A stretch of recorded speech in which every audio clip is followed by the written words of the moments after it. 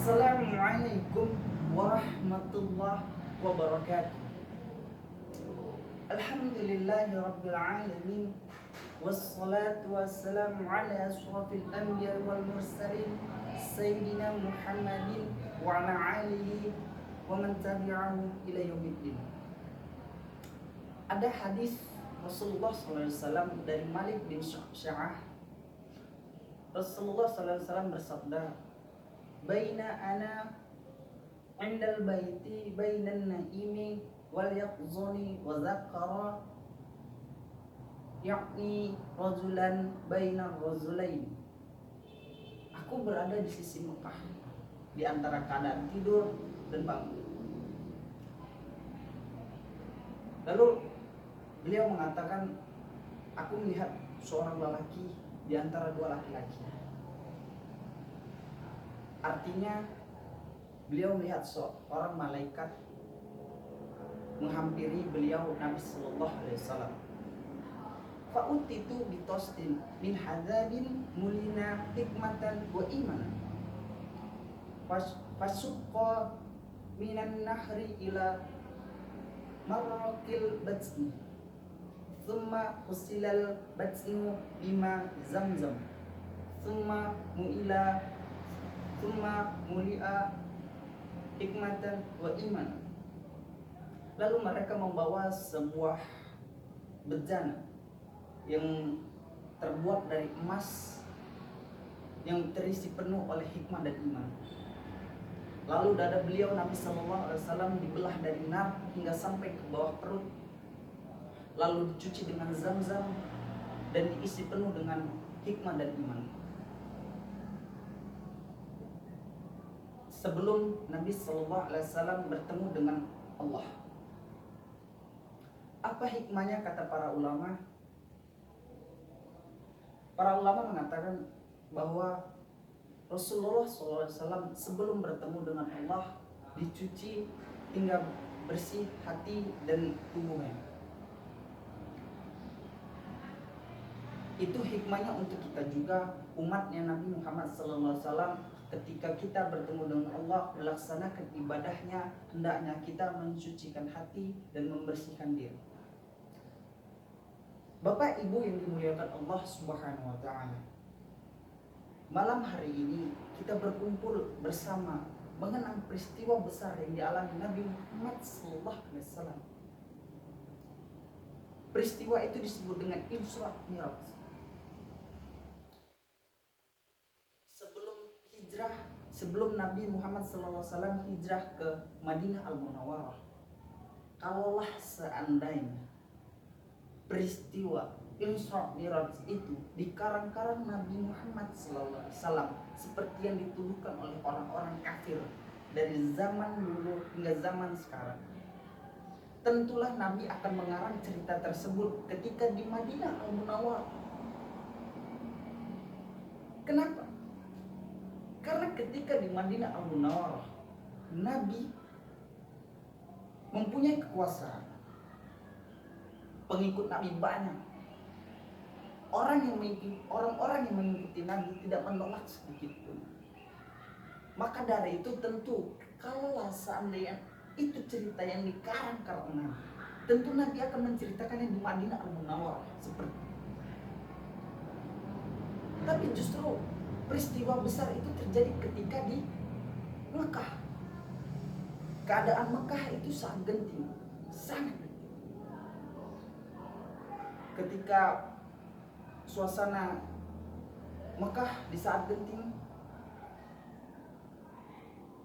jalur makanan dihentikan. Peristiwa itu terjadi ketika orang-orang kafir Quraisy mengembargo, bahkan pernikahan pun dilarang. Maka dari itu ini membuktikan bahwa peristiwa ini benar-benar terjadi, karena di saat benar-benar genting, pengikut Nabi saat sudah sedikit banyak yang ditekan. Disitulah Nabi Sallallahu Alaihi Wasallam mengalami peristiwa yang sangat besar. Di situ juga Allah Ta'ala menguji iman. Nabi diuji imannya. sahabat lebih lagi diuji mana? Sahabat diuji dalam dua aspek. Aspek pertama dalam secara politik. Secara politik sahabat ditekan selama 13 tahun. Yang kedua, aspek psikologis. Secara psikologis sahabat dikatakan gila. Nabinya dikatakan gila. Orang-orang kafir Quraisy menuduh Nabi itu gila. Nabimu bicara tak masuk akal, kata mereka.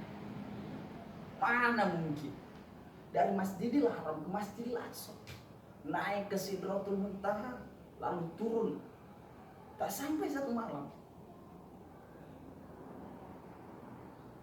Tentu itu membuat sahabat sangat diuji. Maka kelihatan mana sahabat yang benar-benar mengikuti Nabi, mana sahabat yang hanya pura-pura. Maka Allah juga mengzizatkan dan mengabadikan peristiwa besar tersebut dalam Al-Quran, surah Al-Isra ayat 1. Bismillahirrahmanirrahim. Subhanalladzi asra bi'abdihi lailam masjidil harami ilal masjidil aqsa. Maha suci Allah yang memperjalankan hambanya Nabi Muhammad SAW dari pada malam hari dari Masjidil Haram ke Masjidil Aqsa.